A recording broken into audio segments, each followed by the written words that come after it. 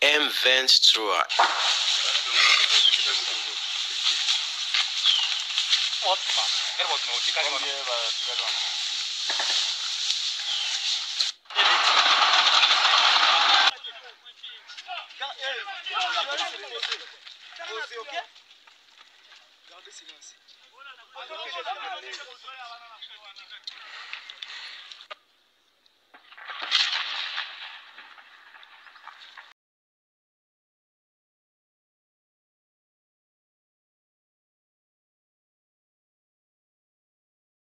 Ni nyuma yuko imirwano yumvikanye ku munsi w'ejo kuwa kane mu gace kegereye umujyi wa Goma hagati y'umutwe wa M23 n'uruhande rw'ingabo za leta. Imirwano rero abo muri ako gace bavuga ko yari ikomeye ku buryo butaherukaga.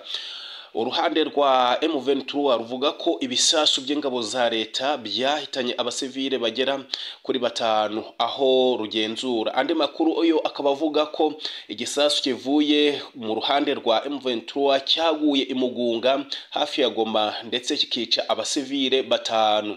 Iyo mirwano rero yatangiye mu rukerera rwo kuwa kane ejo nkuko Mark Zigira wo mu bagize societe civile ya teritwari ya Masisi yabibwiye abanyamakuru ba BBC, aho yavuze ko aho atuye hafi ya Sake ni centre iri mu birometero 25 mu burengerazuba bwa Goma. Yababwiye rero ko bumvishe urusaku rw'imbunda nto ndetse n'inini hafi umunsi w'ejo wose. Iyo mirwano yumvikaniraga mu misozi ikikije umuhanda wa Sake, Shasha, Bweramana, Minova, ari nawo ukomeza umanuka ugana i Bukavu mu ntara ya Kivu y'Epfo. Radio Okapi iterwa inkunga na ONI ivuga ko iyo mirwano yashamiranyije uruhande rwa M23 n'abarwanyi ba Wazalendo, ko Ibweramana yatumye abanyeshuri batiga umunsi wose. Mu butumwa bwanditse, Zigira yabwiye BBC ati yari imirwano ikomeye cyane hano tutaherukaga kumva. Avuga ko hari abantu bataramenya umubare ejo bavuye mu byabo. Bamwe mu banyamakuru bakorera Igoma batangaje ko kuwa kane igisasu cyavuye mu misozi yo hejuru ya Sake igenzurwa na M23 cyaguye mu gace ka Mugunga mu majyaruguru ashyira uburengerazuba bwa Goma kikica abasivile 3. Lawrence Kanyuka, umuvugizi wa politike wa M23, yasohoye itangazo rishinja uruhande rwa leta ko muri imirwano yo kuwa kane rwarashe mu duce M23 igenzura dutuwe n'abasivile, bigatuma rero hapfa ngo abasivile n'abandi baturage benshi bakava mu byabo. Kanyuka mu itangazo avuga amazina y'abantu 5 bapfuye mu duce bagenzura twa Bufaransa, Bihambwe na Tongo, aho ni muri Masisi. BBC dukesha inkuru yo ntiyashoboye kugenzura mu buryo bwigenga imibare y'abasivile bivugwa ko baguye mu mirwano yo kuwa kane. Uruhande rwa leta n'urwa Wazalendo ntacyo baravuga ku mirwano yo kuwa kane, gusa mbere leta yagiye ishinja M23 kwica amasezerano y'agahenge yumvikanweho igatera ibirindiro by'ingabo za leta. Lawrence Kanyuka we yavuze ko ibi bikorwa bishobora kuganisha ku ntambara yeruye, nubwo hari umuhate w'abayobozi b'akarere n'abafatanyabikorwa mpuzamahanga wo kugera ku mahoro mu burasirazuba bwa Repubulika Iharanira Demokarasi ya Kongo. Iyi mirwano ikomeye ivuzwe mu gihe hashize igihe hari agahenge abategetsi ba Kinshasa bavuze ko bishimira uko kubahirizwa, nubwo hari ibikorwa by'imirwano bya hato na hato biba bashinja ko bitangizwa n'uruhande rwa M23 bemeza ko rufashwa n'u Rwanda. Hagati aho ariko hari ibiganiro bikomeje i Rwanda muri Angola. Ikinyamakuru Africa Intelligence giheruka kwemeza ko mu biganiro biheruka guhuza inzego z'ubutatsi za Repubulika Iharanira Demokarasi ya Kongo n'u Rwanda hanatumiwemo uruhande rwa M23. Kuwa mbere w'iki cyumweru Minisitiri w'itumanaho wa Repubulika Iharanira Demokarasi ya Kongo Patrick Muyaya yatangarije France 24 ati nyuma y'inama y'inzobere yabaye uyu munsi ndumva tariki 14 Nzeri hazaba inama yo ku rwego rw'abaminisitiri izagerageza gusesengura raporo y'inzobere. Muyaya yavuze ko i Rwanda barimo kuganira ku bintu bibiri, ari byo ku ruhande rumwe kuba FDLR igomba gusenwa, naho ku rundi ruhande ingabo z'u Rwanda ko zigomba kuva muri Repubulika Iharanira Demokarasi ya Kongo. Repubulika Iharanira Demokarasi ya Kongo ishinja ingabo z'u Rwanda kuba inyuma y'umutwe wa M23, ibyo u Rwanda ruhakana. Abategetsi b'u Rwanda nabo bashinja aba Kongo gufatanya n'umutwe wa FDLR urwanya ubutegetsi bw'u Rwanda. Naho raporo zitandukanye z'inzobere za ONU zishinja ibyo birego byombi izi mpande zombi ziri mu biganiro i Rwanda. Alliance Fleuve Congo ifite umutwe wa M23 ivuga ko irwanira impinduka muri icyo gihugu, harimo umutekano ku batutsi b'abanyekongo no gucyura impunzi zabo.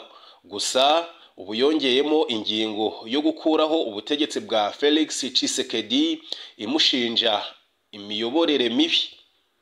Ibi bibaye kandi mu gihe Perezida Joao Lourenço wa Angola yahaye bagenzi be b'u Rwanda na Repubulika Iharanira Demokarasi ya Kongo umushinga wuzuye wageza ku mahoro arambye mu ruzinduko yari yagiyemo i Kigali n'i Kinshasa hari ku cyumweru no kuwa mbere. Ibiro bya Perezida wa Angola byatangaje ko uwo mushinga Lourenço yawugejeje kuri Perezida Paul Kagame aho aheruka ku cyumweru mu muhango wo kurahira. Kuwa mbere awugeza no kuri Perezida Felix Tshisekedi i Kinshasa. Ibikubiye muri uwo mushinga wa Lourenço ntabwo byatangajwe. Ibiro bya Perezida wa Angola byatangaje ko ibihugu byombi bifite umwanya wo gusesengura uwo mushinga, maze mu minsi iri imbere ibi bihugu bikazahuzwa na Angola bikawuganiraho. Ndetse ibi biro byavuze ko uwo mushinga w'amahoro arambye uzatangira kuganirwaho i Rwanda ku rwego rw'abaminisitiri. Perezida Lourenço yabashije kugeza u Rwanda na Repubulika Iharanira Demokarasi ya Kongo ku masezerano y'agahenge mu mirwano yo mu ntara ya Kivu ya ruguru, kandi Lourenço na Tshisekedi bashimye ko ayo masezerano arimo kubahirizwa nk'uko byatangajwe na Minisitiri w'Ububanyi n'Amahanga wa Repubulika Iharanira Demokarasi ya Kongo. Ubutegetsi bwa Repubulika Iharanira Demokarasi ya Kongo bushinja u Rwanda gufasha umutwe wa M23, ibyo u Rwanda rutemera na gato. Mu ijambo rye nyuma yo kurahira hari ku cyumweru, Perezida Kagame avuga ku mahoro arambye akenewe mu karere, agira ati amahoro ntabwo yakwizana, twese tugomba kugira uruhare rwacu no gukora ibikwiye ngo tugere ku mahoro arambye. Uretse umutwe wa M23 ugaragaza imbaraga nyinshi kurusha iyindi, uburasirazuba bwa Repubulika Iharanira Demokarasi ya Kongo busanzwe bwugarijwe n'imitwe yitwaje intwaro irenga 100 nk'uko bivugwa na ONU, irimo n'imitwe ivuga ko irwanya ubutegetsi bw'ibihugu bituranye nka Red Tabara irwanya u Burundi, FDLR irwanya u Rwanda ndetse na ADF irwanya igihugu cya Uganda. Ntibizwi neza niba umushinga wa Lourenço ureba no kwirandurwa ry'iyo mitwe yindi yose ibangamiye amahoro n'umutekano mu burasirazuba bwa Repubulika Iharanira Demokarasi ya Kongo, igaba n'ibitero ku bihugu bituranye. Ku bwumvikane hagati ya Kinshasa, Gitega na Kampala, u Burundi na Uganda byohereje ingabo zabyo muri Kongo kurandura imitwe ibarwanya, ariko kugeza ubu iyo mitwe iracyumvikana mu bikorwa by'ubwicanyi bya hato na hato. Umutwe wa M23 wo uvuga ko ubu wafashe ibice byinshi muri Masisi na Rucuru byari ibirindiro by'inyeshyamba za FDLR zirwanya u Rwanda. Mu byatangajwe na M23, nubwo ishima umuhati wo kugarura amahoro, ivuga ko itarebwa n'ibiganiro bya Rwanda kuko itabitumiwemo. Yo isaba ibiganiro bitaziguye na leta ya Kinshasa. Perezida Tshisekedi we yavuze ko atazigera aganira na M23 kuko ari u Rwanda ruyiri inyuma. Ikinyamakuru Igihe cyanditse ko kuva mu mpera z'icyumweru gishize M23 ihanganye n'ihuriro ry'imitwe yitwaje intwaro rifashwa na leta ya Repubulika Iharanira Demokarasi ya Kongo rizwi nka Wazalendo. Ni imirwano ibera muri teritwari ya Masisi ndetse na Rucuru. Kuri uyu wa 12 Nzeri 2024 ihuriro ry'ingabo za leta ya Repubulika Iharanira Demokarasi ya Kongo nk'uko AFC M23 ibivuga ryagabye ibitero mu duce dutuwe cyane turimo Bweramana, Ndumba, Kashingamutwe na Kirumbu. Umuvugizi wa AFC M23 ku rwego rwa politike Lawrence Kanyuka yasobanuye ko ibitero iri huriro ryagabye muri ibi bice byatumye abarwanyi babo barwanirira abaturage kinyamwuga. Icyakoze ngo ibi bitero byiciwemo abaturage 5 kandi ko abarwanyi ba Wazalendo basahuye inka zigera kuri 50 mu gace ka Bihambwe. Kanyuka yagize ati ibi bikorwa bishobora gutuma haba intambara yagutse nubwo abayobozi b'akarere n'abafatanyabikorwa mpuzamahanga bashaka kugarura amahoro mu burasirazuba bwa Repubulika Iharanira Demokarasi ya Kongo. Kimwe mu biri gukorwa kugira ngo iyi ntambara ihagarare ni ibiganiro biri kubera i Rwanda bihuza intumwa za Repubulika Iharanira Demokarasi ya Kongo, iz'u Rwanda na Angola.